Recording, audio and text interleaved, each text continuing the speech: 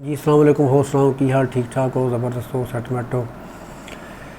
ये जी वीडियो मेरी है स्पैशल जी स्टूडेंट्स वास्ते है कि स्टूडेंट जोड़े काफ़ी इन्ना वेला टाइम गुजार रहा, काफ़ी वेला वक्त इन्हें गुजारिया तो वो चाहते जोड़े कि टैलीविज़न से या घर पढ़ते रहे या टीवी से लैक्चर लेंदे रहे ऑनलाइन। तो बाकी बहुत घट ने स्टूडेंट जोड़े ना जोड़े कि काफ़ी अच्छी तरह पढ़ते रहे, बाकी फिरते तुरते रहे, बस इस तरह इन्हें मौज मस्ती काफ़ी इन्हें की है।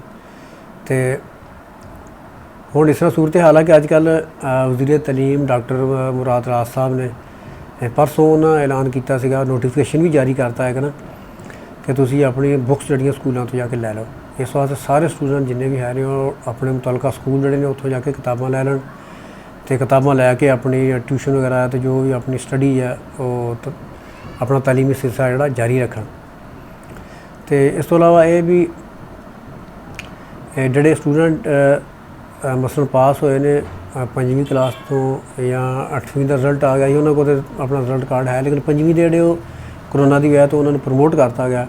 तो वो स्टूडेंट जोड़े 5वीं क्लास के है ने और 5वीं क्लास के स्टूडेंट जोड़े ने वो अपने मुतलका स्कूल तो जाके अपने सर्टिफिकेट लैन, सर्टिफिकेट लैके तो जिथे स्कूल उन्होंने दाखिल होना वो स्कूल खुद बहुत ही उतों दाखिल करके नाल ही एडमिशन दे के उन्होंने बुक्स जड़ियाँ जारी करती जाएंगे। तो इस वास्ते किताबां अपनी लै लो। 2-3 दिन है ने जी किताबां तकसीम की जाएगियाँ, इन्हों के अंदर ही जाके तुसीं ना किताबां अपनियां लो तो अपना तलीमी सिलसिला जारी रखो। बाकी करोना तो बच के रहो, जिन्ना तुसीं बाहर घट निकलोगे तो घट चांस है बिल्कुल करोना तो बिल्कुल महफूज रहोगे। तो जिन्ना तुसीं मिलो चलोगे तो दोस्तों नाल खेडो खुडोगे, अगर खेलना वगैरह है तो घर च खेलो। तो अगर ज़्यादा तुसीं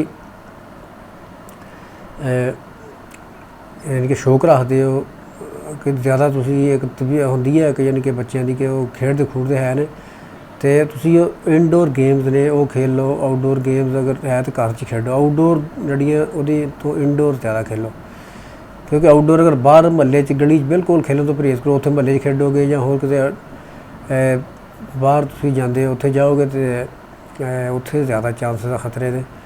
बाकी डेरे वगैरह खुली हवा जाते हो अपने, यानी कि खुली हवा पिंडा थावां ते डेरे है ने उत्थे घट्ट है। कोई शहर निकलोगे तो शहर च यानी कि निकल ज़्यादा चांसेस है करोना के। बाकी एहतियात करो, मास्क पा के रखो और जो तुहाडे वालदैन कह रहे हैं और जो गौरमेंट कह रही है तुसीं टीवी ते देख रहे हो, अपने मोबाइल ते देख रहे हो, इंटरनेट देख रहे हो, जो भी यानी कि गौरमेंट कह रही है वो तुसीं अमल करो और अपना तलीमी सिलसिला थोड़ी ज़्यादा काम नहीं थोड़ा थोड़ा काम ही तुसीं करते रहो।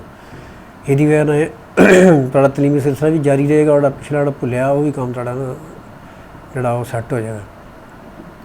तो बाकी गौरमेंट का कहना कि अगर हुण स्कूल खोलते जाएंगे 1 सितंबर तो, और अगर 1 सितंबर ते अगर ना हालात सैट होए फिर 1 जनवरी ते प्रोग्राम गौरमेंट का कि 1 जनवरी ते गौरमेंट स्कूल खोलेगी।